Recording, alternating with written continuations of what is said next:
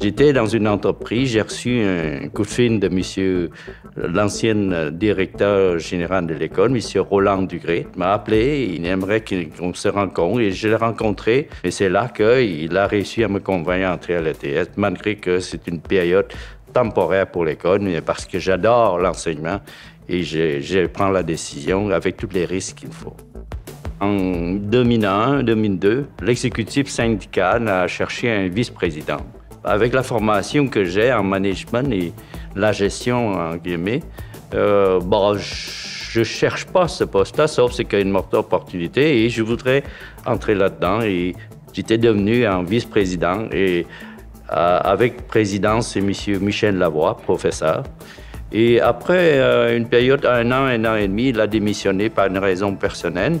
Alors, à ce moment-là, c'est que le poste est ouvert. J'ai accédé à ce poste président en 2002-2003.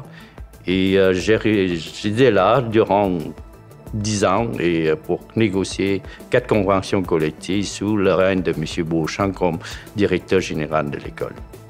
On avait, lui et moi, développé une complicité au fil des années, mais une complicité intelligente au sens où chacun connaissait son rôle respectif dans la nature des négociations.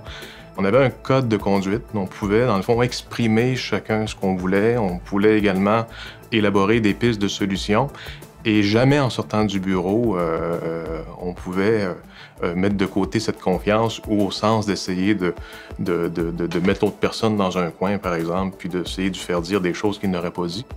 Pour garder l'harmonie, c'est qu'il faut, premièrement, c'est qu'il faut trouver la bonne façon pour satisfaire les deux côtés. Durant, disons, 10 ans comme président syndical, j'ai réussi à protéger l'intérêt des membres, ça veut dire des professeurs, et en même temps de garder l'harmonie entre le professeur et la direction.